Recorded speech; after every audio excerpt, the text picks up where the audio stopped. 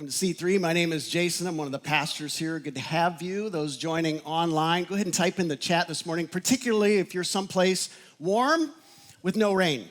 It'd be awesome. We'd love to know where you're tuning in from this morning. Got a story for you. You probably don't know my friend. Well, maybe you know my friend Patrick. Patrick, quite a story. He was kind of ordinary teenager, third generation Christian, which doesn't really mean a whole lot except, grandpa was a preacher. I mean, that's about as far as it goes. Normal life, not great in school, probably was more interested in girls than God. Had something amazing happen, though. At age 16, he was abducted by terrorists who took him to their country, away from his family. He didn't know what had happened to his family for years, and they enslaved him. They made him just watch after animals. They didn't, as far as I know, they didn't torture him, but he was not free to leave either. I can't even imagine, right? I've tried to put myself in his shoes going, oh my gosh, you get taken from your home country. You don't know what's happened to your family. For 6 years. He spent 6 years, so from 16 to 22, he was in captivity. Just doing this menial labor for somebody he didn't know, and they didn't like him, and he didn't much like them, and he was looking for opportunities to escape, and finally he got one. And the way he described it, it was this voice saying, hey, it's about time for you to leave. And he was able to escape. I don't know how he got out, but he got out and was able to get back home, still not knowing if his family was still alive. They were, luckily. And he was a long journey. The way he described his journey was having to go not just across the water, but through all kinds of terrain. They didn't have food. And he talked about how strong his faith got during that time. Now, a lot of us think, we're good to praise God in the good times, but boy, when times are rough, where is he? Well, Patrick said that these were the times where his faith got stronger. Reunited with his family, and you think, okay, now we can go on with life. That wasn't the end of Patrick's story. Because God spoke to him again and said, I want you to do my work, and I want you to go back to the place where you were held captive. And he said, yes. And he didn't. He went to school to become a missionary, to learn the Bible, to do all these things. And he went back to the place to evangelize these terrorists that had taken him all these years ago. And not only did he spread the gospel, he helped to encourage people. They did not like this. He wasn't everybody's buddy.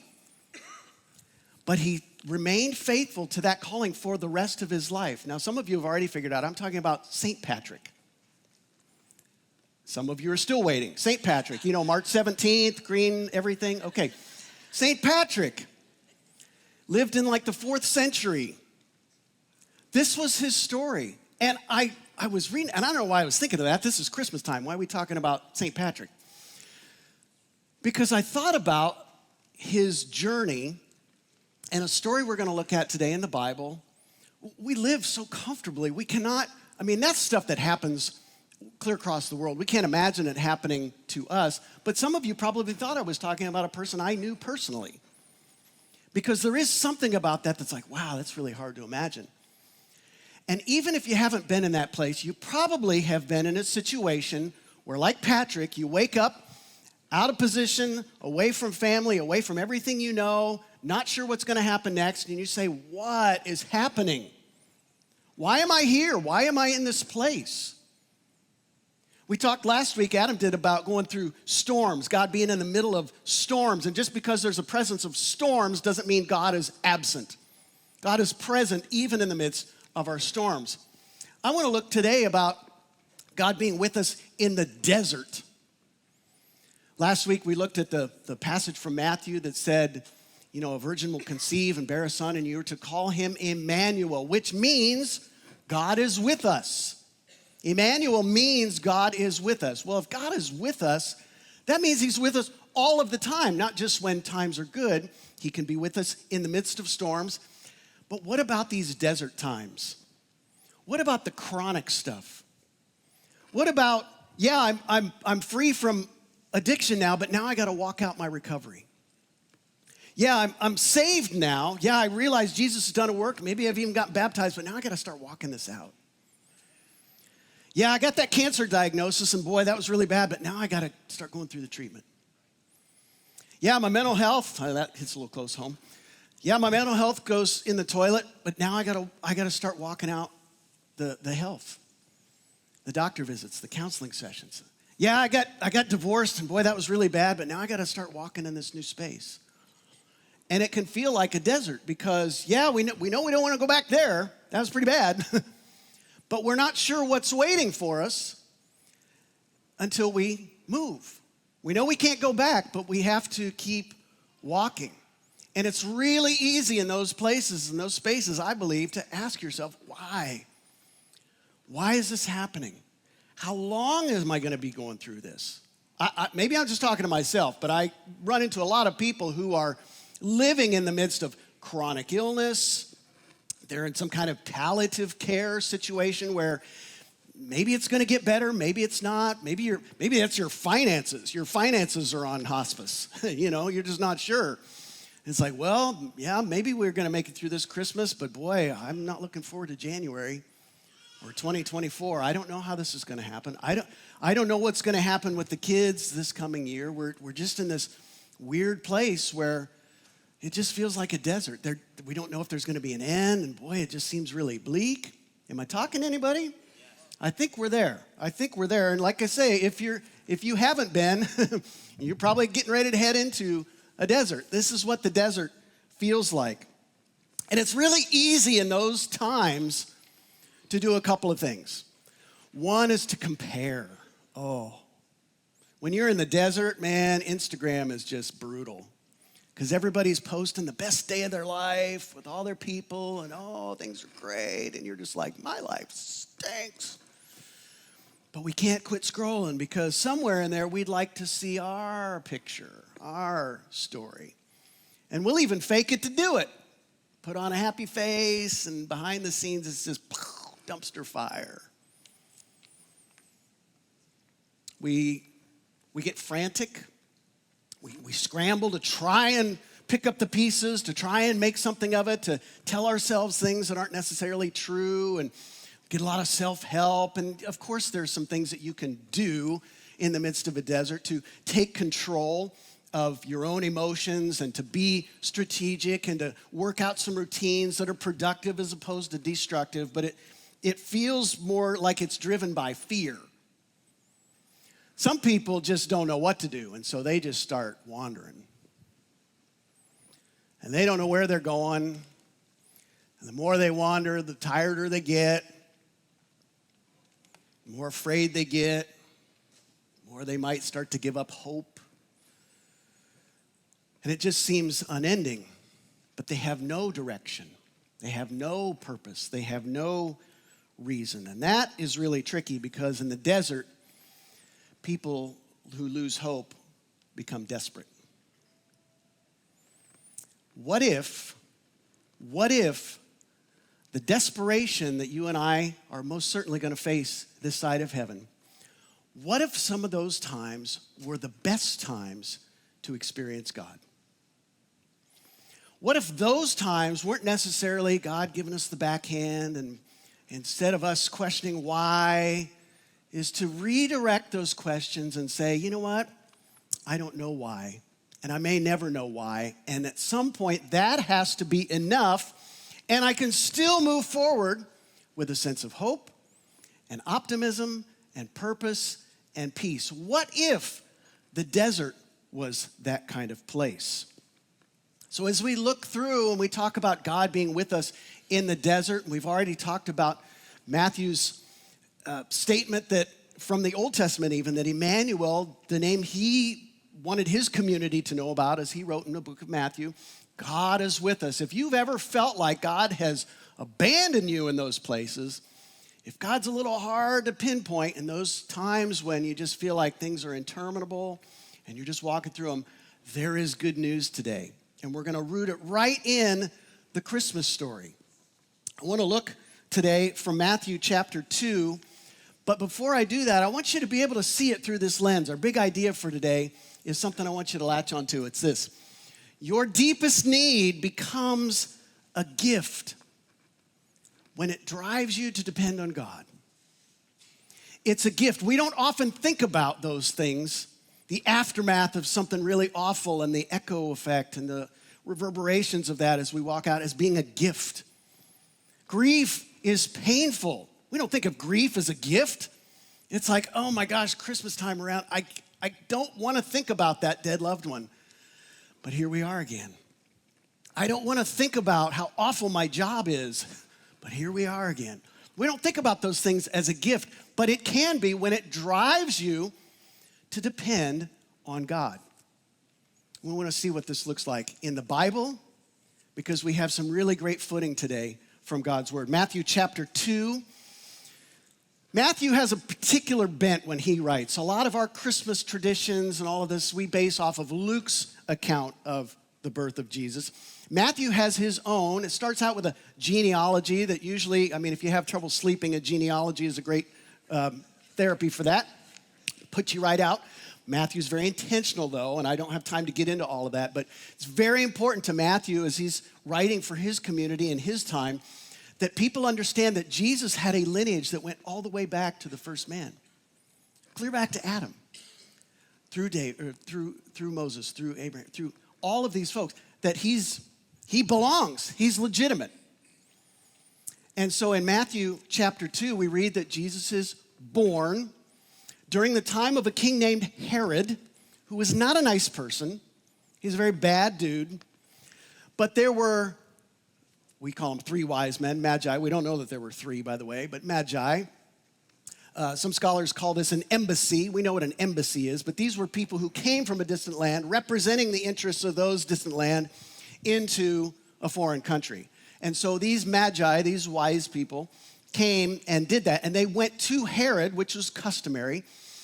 But they were seeking, having followed a star, because in ancient times, this is a lot of the mentality that when they saw something happening in the heavens, that gave them an indication that something big was about to happen on earth. And so these guys were just doing what you did.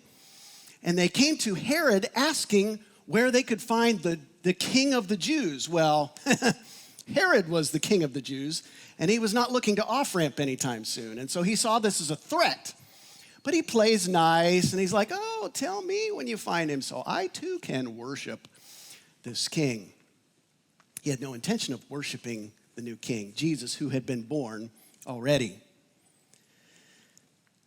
The wise men get tipped off by this because they too have a vision. And when they go and find Jesus, and timelines are wonky. We always picture in your nativity set, the wise men are there at the stable. Probably not. Because of something else we read. Well, Jesus was probably a toddler by then, too, so it took them a while. They didn't just hop on a train and, they're there overnight. They got to, travel some miles to get to this place. They find Jesus and they give him the gifts of gold and frankincense and myrrh. We know all of that from Luke's account. And then they, instead of going back to Herod, which they probably would have done, get tipped off that Herod is up to no good and you need to get out of there. And so they do. Well, Herod finds this out, and he's none too happy. And so this is where the story picks up. We're going to move away from the Magi, from the wise men, onto the characters we know a little bit better, Mary and Joseph. So let's look here, Matthew chapter 2, verses 13. When the Magi had gone, an angel of the Lord appeared to Joseph, this is Jesus' dad, in a dream. Get up, he said. Take the child and his mother and escape to Egypt. Stay there until I tell you, for Herod is going to search for the child to kill him. This is what Herod is up to. He's so threatened. Herod killed his own family, by the way. Anybody who even smelled of conspiracy, he had them done away with. He was not, so this was to be believed that he was going to kill him. Let's read on. So he got up, took the child and his mother during the night, and left for Egypt, where he stayed until the death of Herod. And so was fulfilled what the Lord had said through the prophet, out of Egypt I called my son. A lot of inference here and reflections back to another person who came out of Egypt, Moses. Matthew's very intentional about this. His Hebrew audience would have picked right up on this too. When Herod realized that he had been outwitted by the Magi, he was furious. And he gave orders, listen to this, to kill all the boys in Bethlehem and its vicinity who were 2 years old and under, in accordance with the time he had learned from the Magi. This is infanticide. I remember years ago we went to a cathedral in Italy, and they had this beautiful marble picture called the Death of the Innocents, or the Massacre of the Innocents. And it's this marble depiction of this. It's terrible. Can you imagine walking into church every day and you see this slaughter underneath your feet? Wouldn't that be kind of a wake-up call to say, whoa, there's some real evil in the world? Most of us, if you watch the news this week, you'd come in with it anyway, so we don't have to bother with all the marble on that. But this is what's waiting for them. Now, there's so much. Oh, man. I love that the Bible gives us so much to kind of mine through. Just a couple touch points for our consideration today. First of all, Joseph gets downplayed in the Christmas story a lot. But in Matthew's account, he's the real hero. You know why? Not because God spoke to him, but because he listened and he obeyed. He didn't get all the details. The angel says, get out of here. Herod's coming after all the boys under 2. And what did Joseph do? Well, Lord, I don't know, is it really you? Let me pray on that for a couple weeks. No, he got up and went. Now, how many of you have traveled with a toddler recently? Is that a quick trip for you? You have to about double the time, don't you? And by 2, they're talking too. So it's, are we there yet? Are we there yet? Are we there yet? And I don't know how they were traveling, on foot, but they had a donkey or whatever, but this is not a comfortable trip. Hundreds of miles just to get to the border. Just to get to the border of Egypt. And they're fleeing to Egypt. Anybody, even if you're a little fuzzy on the Bible, anybody happen to remember where Israel got freed from before that? From Egypt. And here they are fleeing to Egypt. And I don't know what the cultural vibe was at that time, if Egypt had kind of gotten over the fact that the Israelites were there. But here they are going back. Jesus is a refugee at this point. And his family is heading back into what presumably could have been hostile territory still. Can you imagine? This is the space that God himself is asking Mary and Joseph to go to. He did the right thing. He did the right thing, even though bad was still happening around. It's okay. It's okay. Even when bad things are happening, you can still do the right thing. You know people who just give up, they just lay down to their circumstances. Oh, I couldn't help myself because of this and this and this. No. No. Look at the Holy Family. God says, no, you can still do the right thing, even when bad things are happening around you. But make no mistake, the desert is not anybody's preferred option. There are a lot of other places I bet Mary and Joseph wish they could have gone. Hey, let's head to the south of Italy. Here it's nice this time of year. Do we really have to go to, I don't know if they went to Cairo or what. I mean, it was not a walk in the park, and it was a lot of desert, literal desert. They didn't get to go to the most beautiful place, to the most scenic place. They just had to get out of where they were, and they had to trust God enough to know that that was the right place. Have you ever felt like that in your life? God, I know I got to get out of here, and I don't understand why you're leading me here, but I'm going to go there. And once you get there, you're like, well, now what? Why am I here? What's going on? Sometimes we think our faith is messed up because we have questions. We don't understand the whole picture. And that's just never guaranteed. In this story, it certainly wasn't. If anybody, you'd think God would want to give Joseph a little more intel, and he doesn't. Sends an angel to tell him just a little bit at a time, a little bit at a time. But again, let me reiterate, the presence of evil does not negate the goodness of God. The lack of understanding does not negate the goodness of God. God can still be good in the middle of those things because he has a perspective that we lack. He knows more of the story than we do. I was reminded again of a story this week of somebody who goes here to C3. Her name's Wendy. Lucy Luganbill, who writes for the paper, wrote about her in like 2015, a little closer to the time event of her family, the Sacker family. Maybe you can remember this too. Came to the U.S. as younger folks, as a younger family, to be trained as missionaries to then go back to Liberia and be pastors, be all this stuff. And in the midst of all of that, had Wendy here in the States, so she was a U.S. citizen. Sacker family goes back to Liberia after they complete their training, and Liberia just erupts in war. Well, all of a sudden, they're in a war-torn place, and they got to get out. But they couldn't all leave together. Only Dad could go with Wendy because she was a U.S. citizen, and then by law or command or whatever, he had to go back. He couldn't even stay. So Wendy is here by herself, being raised by somebody else here on the west side. And the family starts doing this, and I don't remember all the details, but it kind of bounces back and forth between Liberia and Sierra Leone and Ivory Coast, and the things that they watched with their own eyes, people being massacred by machete in a big pit, fleeing for their lives, not knowing, and the hand of providence all along the way, protecting them and guiding them. It's more than coincidence, way more. As I read this story, I'm like, wow, wow, wow, wow, wow.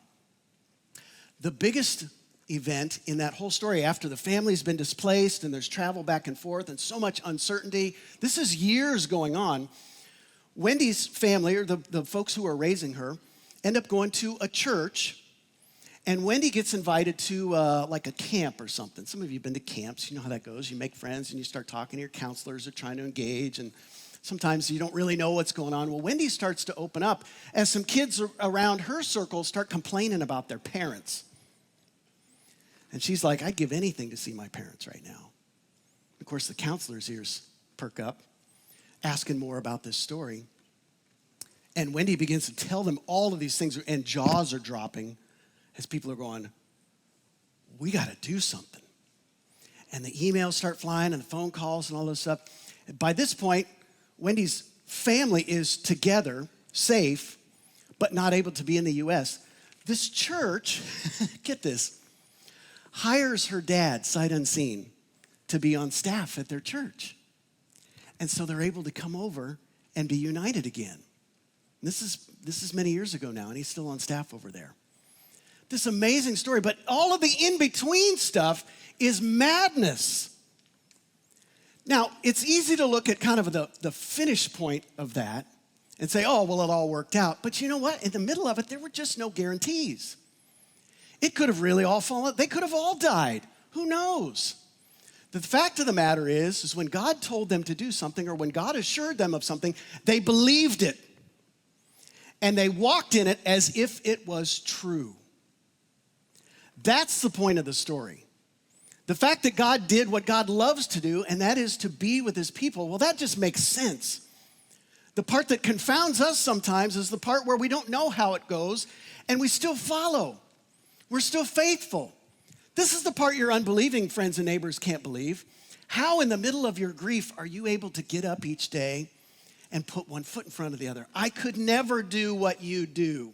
Have you ever had anybody say that to you? And you're like, well, and it doesn't take some giant mountain-sized faith to do that, but it does take enough belief to say, I don't get it, but I'm going to keep walking in it. That's where I believe this story is heading. Let's read on, though.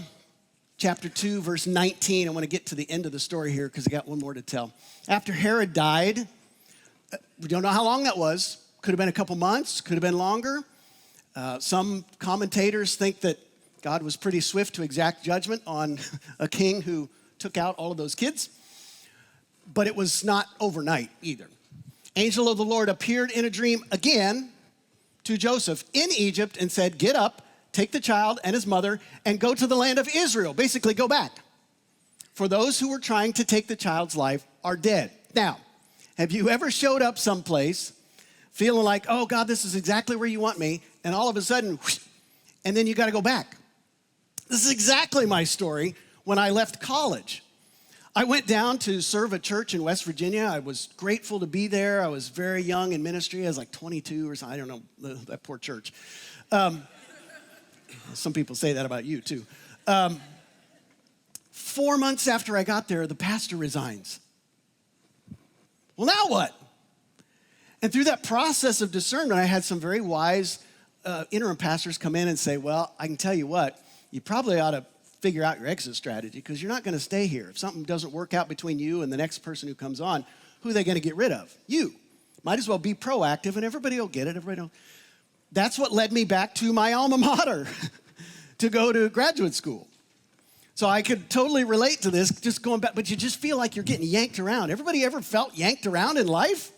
That maybe even God was the one holding the marionette strings going, no, here, oh, no, here. But, like make up your mind, Lord. Let me settle down, at least unpack my boxes or something. And then, come to find out, let's keep reading on here too, because we see who took up the mantle for Herod. So he got up, this is Joseph again, took the child and his mother and went to the land of Israel. No discussion, he just did it.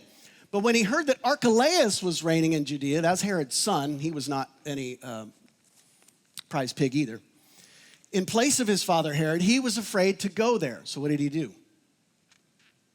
Having been warned in a dream, lots of dreams in this passage, he withdrew to the district of Galilee, and he went and lived in a town called Nazareth. So was fulfilled what was said through the prophets. Matthew's very interested in us seeing that this is the hand of God all the way through, even from centuries before, that God had this family exactly where he wanted them. And I'm sure it came up, because it comes up when people move here to the Tri-Cities. Maybe you've been asked when you move here, oh, what's your story? How'd you get here?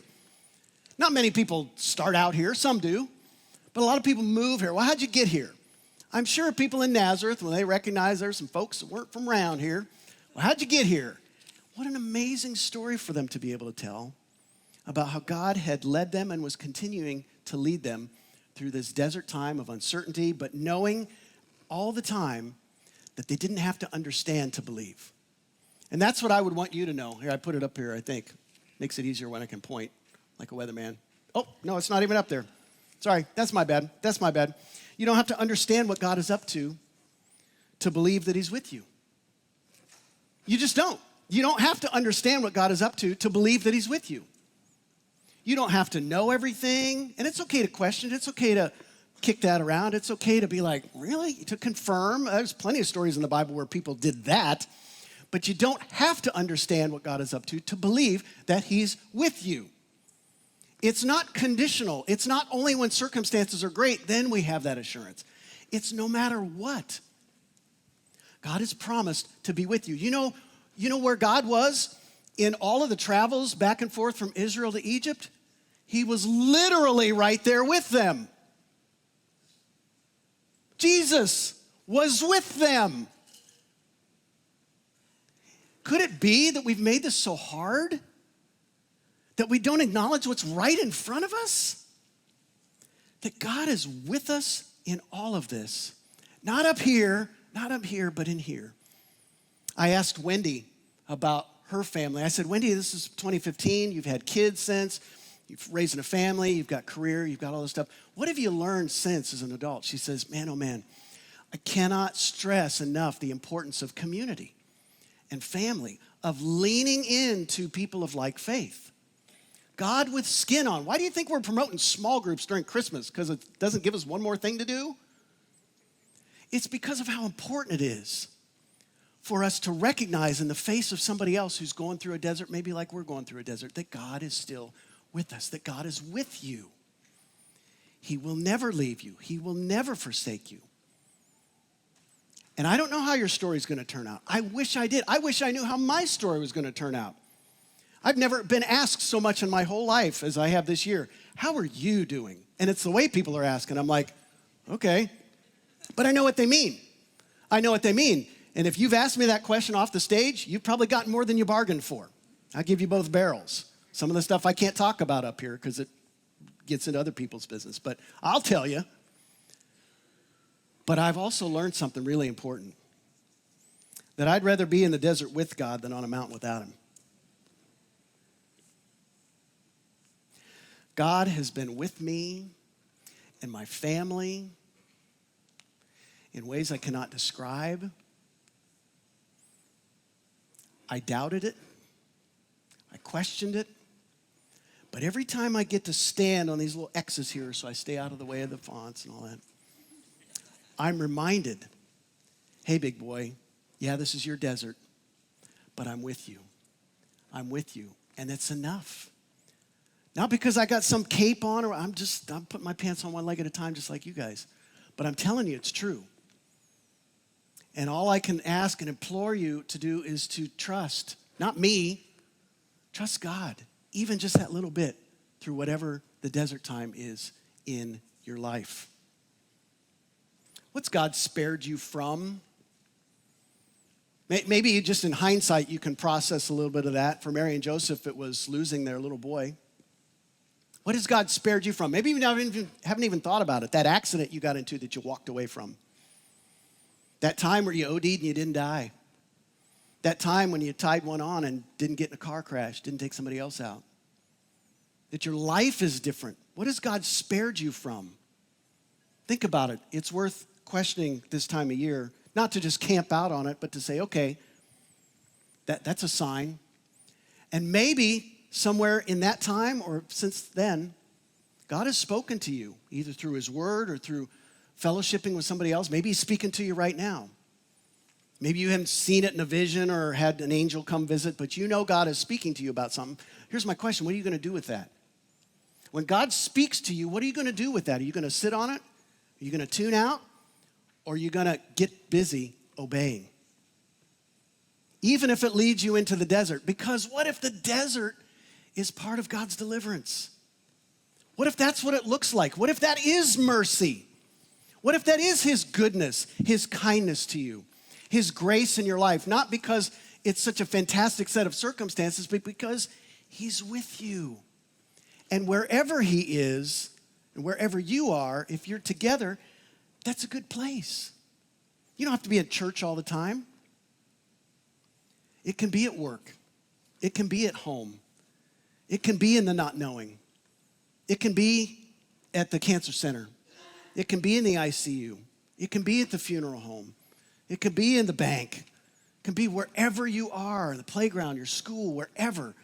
God is with you, even during those times. I'm going to ask you to stand. We're going to sing. Something to think about here. I kind of wanted to just ring the gong here at the end, give you some of these questions to turn on. To continue to ask God this week, okay, God, what am I facing right now? And where are the places where you are actually with me that I just need to acknowledge? And to continue to keep walking, to continue to keep trusting in my life, to continue to keep honoring you with my decisions, and to know that you are with me. If God is stirring in your heart and you haven't ever made a decision to invite him into your life, we always ask people to text the word Jesus to the number that's here on the screen. We'll send you some videos to explain more about what that is. It's not just this mystical thing. It's something very practical that roots itself in your life and begins to change the way you live. We want to honor God with all of that. But for right now, let's sing together.